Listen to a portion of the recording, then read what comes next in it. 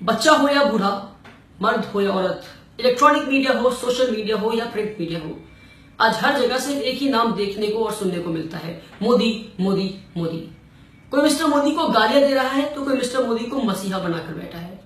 तो आज का ये वीडियो मैं उन लोगों के लिए बना रहा हूं जो मिस्टर मोदी को मसीहा बनाकर बैठे हैं। So through this video today I will prove it to you that mister Modi is no मसीहा। बट जब मिस्टर मोदी देश के प्रधानमंत्री नहीं थे तो 1 अप्रैल 2010 में कांग्रेस ने जीएसटी बिल लागू किया। जब कांग्रेस ने जीएसटी बिल लागू किया और देश के प्रधानमंत्री मिस्टर मोदी नहीं थे, तब मिस्टर मोदी का जीएसटी के बारे में क्या कहना था, आइए सुनते हैं। इस संबंध में गुजरात सरकार ने और भारतीय जनता पार्टी का स्टैंड बहुत साफ है। जीएसटी के संबंध में हमने कहा है कि आपकी जीएसटी का सपना तब तक पूरा नहीं होता, तब तक साकार नहीं हो सकता जब तक कि आप पूरे देश में टैक्स पेयर के साथ आईटी इंफ्रास्ट्रक्चर का नेटवर्क नहीं बनाते। जीएसटी कभी सफल नहीं हो सकता। जीएसटी कभी सफल नहीं हो सकता। जी हां, जैसा कि हमने देखा कि मिस्टर मोदी ये कहते हैं कि जीएसटी इस देश में कभी नहीं आ सकता और जीएसटी इस देश के लिए हानिकारक है। पर अब जब मिस्टर मोदी देश के प्रधानमंत्री बन गए हैं, तब उनका जीएसटी के बारे में क्या कहना है, आइए सुनते हैं। जीएसटी का मतलब है great step by team India.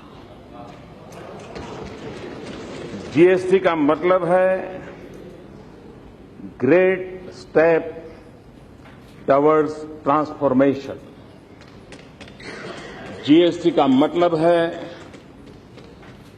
Great steps towards transparency. अब मिस्टर मोदी जब देश के प्रधानमंत्री बन गए हैं, तब वो कहते हैं कि GST is great step towards transformation and great step towards transparency. तो इससे यही साबित होता है कि मिस्टर मोदी देश का भलाई नहीं चाहते हैं। जब वो ऑपोजिशन में थे तो वो ऑपोजिशन वाली काम कर रहे थे, अब जब वो प्रधानमंत्री बन गए हैं तब वो जीएसटी के लिए बोल रहे हैं। तो इससे यह साबित होता है कि मिस्टर मोदी इज नो मसीहा, but he is a simple politician who has been playing his dirty politics for the past so many years.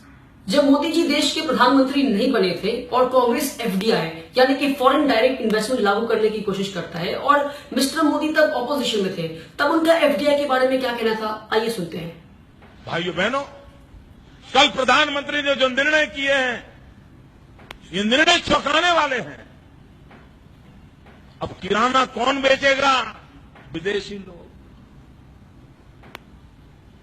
चाय कौन बेचेगा? विदेशी। चावल कौन बेचेगा? विदेशी। गेहूं कौन बेचेगा? हल्दी कौन बेचेगा? मिर्ची कौन बेचेगा? इसके लिए विदेशियों के लिए दरवाजे खोल दिए। हमारे देश के छोटे छोटे व्यापारियों की दुकानों पे ताले लग जाएंगे। ये निर्णय दिल्ली में बैठी हुई सरकार ने किया है।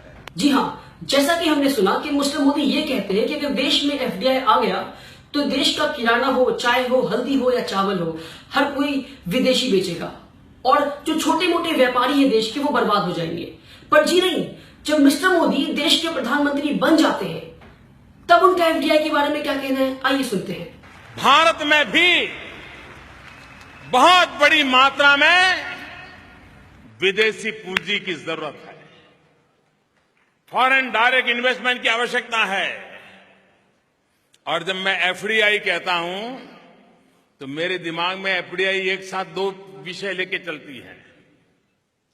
दुनिया की नजरों में एफडीआई है फॉरेन डायरेक्ट इन्वेस्टमेंट, लेकिन उस समय मेरे दिमाग में है फर्स्ट डेवलप इंडिया।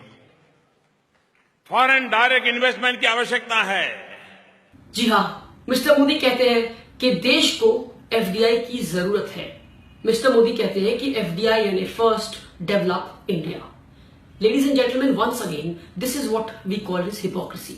जब वो ऑपोजिशन में थे तो ऑपोजिशन वाले काम कर रहे थे। So one person who has 2 faces, one person in 2 different position acts in 2 different ways. This is a sign of a hypocrite. So hence proven ladies and gentleman that this man is no मसीहा। मोदी ये कहते हैं कि उनको देश के एक particular community की औरतों को उनका हक दिलाना है। पर जो लोग ये वीडियो देख रहे हैं, मैं उनसे ये कहना चाहता हूं कि जब मिस्टर मोदी अपना एफिडेविट भरते हैं स्टेट असेंबली इलेक्शन के लिए, तो उसमें वो मेंशन करते हैं कि आई एम सिंगल। पर एक साल बाद 2014 में जब वो सेंट्रल इलेक्शन की एफिडेविट भरते हैं तो उसमें लिखते हैं I am married. Ladies and gentleman, this man is not sure about his marital status. Mister Modi अपनी वाइफ जशोदा बहन को आज तक उनकी हक नहीं दे पाए, तो बाकी देश की औरतों को उनका हक कैसे दिलाएंगे? Ladies and gentlemen, try and understand that this man is no Masiha, but he is a simple hypocrite man. आप जो वीडियो देख रहे होंगे आपको मुझ पे बहुत ज्यादा गुस्सा आ रहा होगा, सारे भक्तों को मुझ पे बहुत बहुत ज्यादा गुस्सा आ रहा होगा कि ये क्या कह रहा है। मैं बस आपसे सारे भक्तों से सिर्फ एक बात कहना चाहता हूं, एक बार अपना हाथ अपने दिल पर रखकर एक सवाल कर ले कि ये जो बच्चा आज वीडियो में कह रहा है क्या वो सही कह रहा है या गलत कह रहा है। जी हाँ, अगर मैं गलत कह रहा हूँ तो मेरी वीडियो को ना देखें आप, पर हाँ अगर मैं सही कह रहा हूँ then stop supporting Mr. Modi and stop giving him the tag and the label of Masiha, because he is not a Masiha. He is a dirty politician. Thank you so much.